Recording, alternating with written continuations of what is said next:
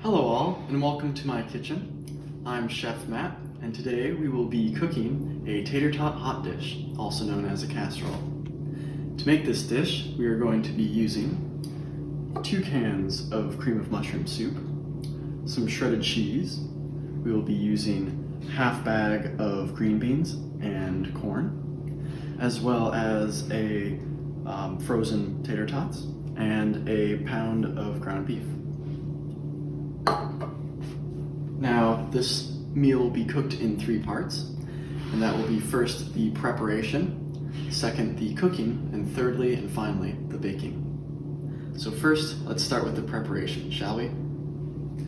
Now, first of all, let's begin by preheating the oven to 425 degrees Fahrenheit. Make sure that we start this at the beginning so it has enough time to preheat when we want to put the full dish in later. Now, let's move on to prepping the pan.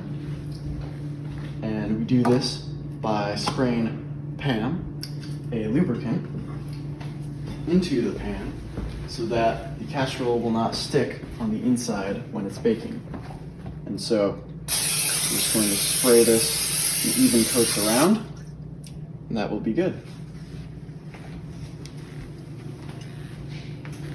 Now that our pan is prepped and our oven is preheating, we can move on to the cooking segment. Now remember, before you cook or bake, remember to always wash your hands well to clear your hands of bacteria.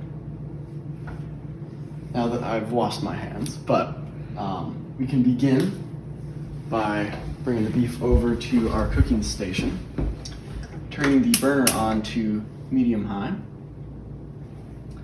and putting the beef into the pan. And now we will not need to put any oil or butter in the pan, as this works without that.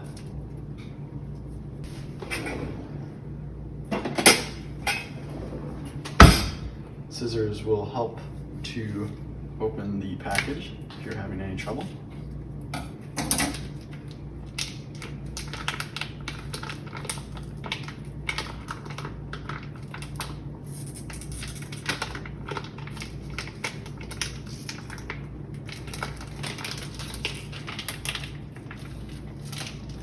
Now let's put the beef onto the pan.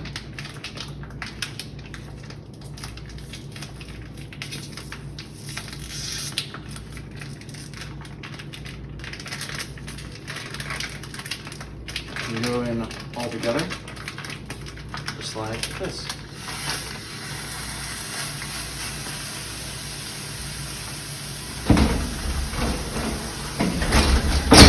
Now, we can begin to break this beef down into smaller segments. We want to create an even coat by kind of roughing this up and pushing around, breaking it up. And this will help it cook all the way through much better.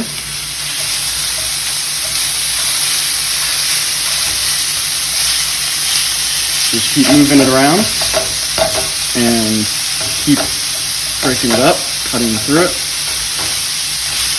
with something like a spatula. Now after you've done a little bit of breaking it up, you can then season the meat a little bit with some salt and pepper. Now this is optional, and you can choose to put how much ever you want in it. I'm just going to add a little bit. Quick side note here. We are using salt to season the meat because of salt's ability to extract flavor.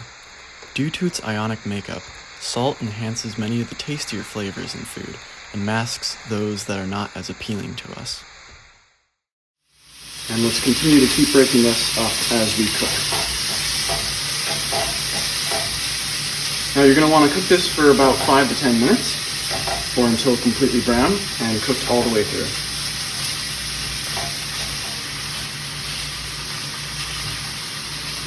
Keep stirring as well so that the uncooked sides will get cooked and brown.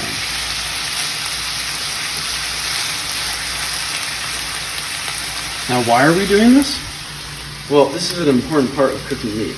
Now, this beef is a protein, and proteins are made of very complex structures that come into very weird shapes and forms. And by cooking it and adding heat to the meat, these structures break down and untangle. They kind of let go. And by doing this, they become easier to work with and cook, and they also become easier to chew and release more flavors when you're eating them. And this process is called denaturalization, and it's breaking down the protein strands and unraveling them into a simpler form. You'll notice this process as you keep cooking. It'll begin to get easier to separate and tear these pieces apart. And that's the denaturalization in process.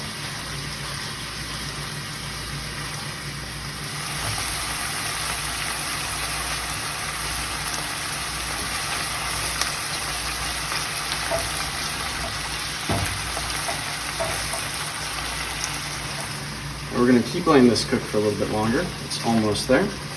Just a little bit left. Keep turning it over so that all sides get cooked evenly. You can kind of spread the meat out as well to cook, to help distribute the heat.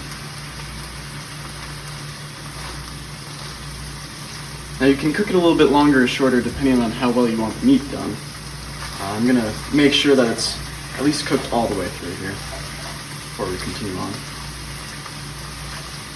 It's looking like it's about at that point.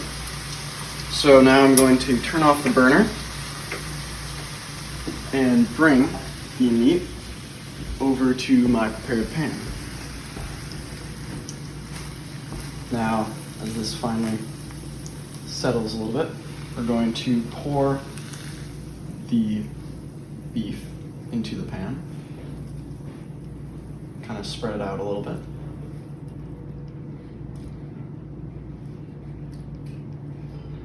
And then with that, we can bring the pan over, settle it.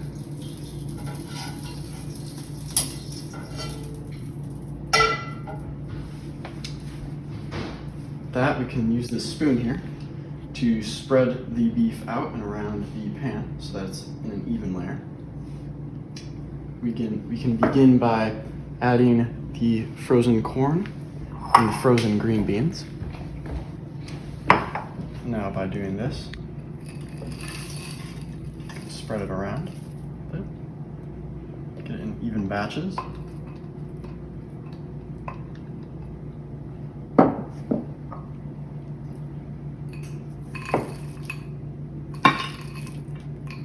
Make sure you're coating the entire pan and not just the very center.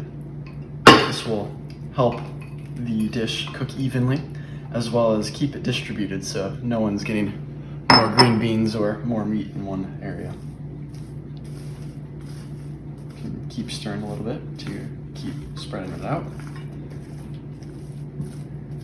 And then we will add the cream of mushroom soup, an even coating.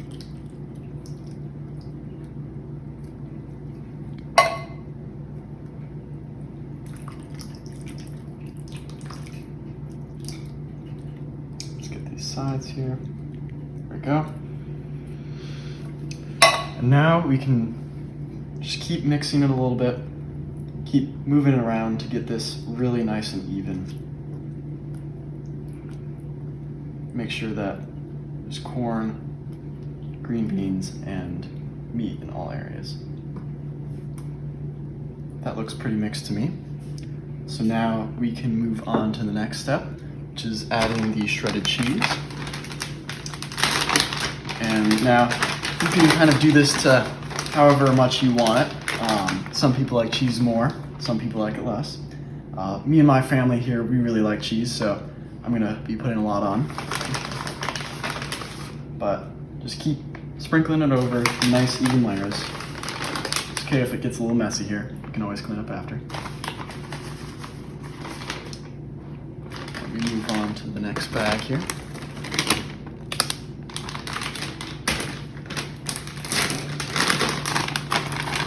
Now we want to try and cover this as much as possible so that the cheese can melt all over on the top later on. Just like so. Being a little generous here and there. A little to the middle, a little bit to the sides. There we go, that looks like a good amount of cheese. Good healthy portion.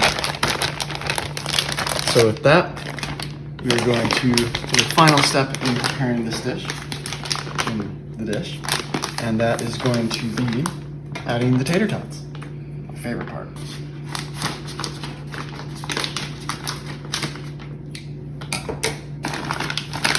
Now, what we want to do is just kind of pour them on top. You can move them around as well, but I'm going to try and get them a little bit everywhere. There we go.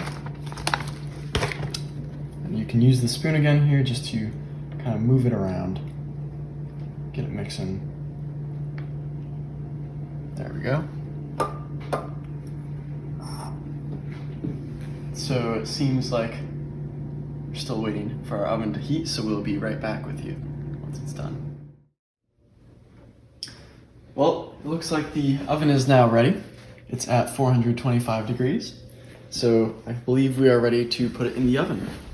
So we can go over and open it up. Looks nice and steamy hot. Let's bring it over. Remember to always wear protection, as this is very hot. So we can bring over our casserole, put it in this middle shelf right here. There we go. Now we can close the oven. There we are. Now we're going to let this bake in the oven for about 30 to 40 minutes. And we will know that it's ready when the liquid inside is bubbling and the tater tots are a little bit crispy on top. And so with that, I will see you again soon. So while our hot dish is baking, let's talk about what's happening inside the oven. First of all, energy is being put into the hot dish. This causes the cheese to undergo a phase change from a solid to a liquid, because the temperatures rise to above the cheese's melting point. Next, a form of distillation occurs. The cream of mushroom soup is largely made up of ingredients that are suspended in water, so to make the soup more potent in flavor, we can use distillation to filter that water out. In the oven, we are able to raise the temperature to above the boiling point of water, but below that of the other ingredients, meaning the water will evaporate into air and out of the dish, leaving behind all the other ingredients and their tasty flavors. The bubbles being produced in the liquid are a sign of this distillation taking place. Finally, in the oven, what's known as a Maillard reaction is occurring. In this reaction, groups of amino acids in the meat react with reducing sugars in the cream of mushroom soup under the high temperatures of the oven, releasing most of the major flavors you taste while eating the dish. This is also the reason why the tater tots on the top begin to brown. Welcome back, and it looks like our yummy tater tots are almost done. You can go over there, start getting ready. Just like that.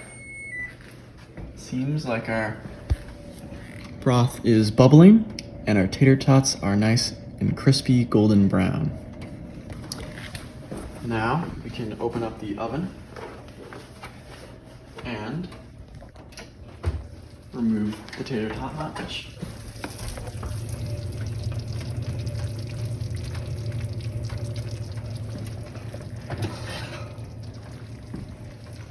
Ooh, that looks delicious. Remember to set this on a non-flammable source or place, like a stove, just so that the heat of the pan does not hurt the countertops. And we close the oven open.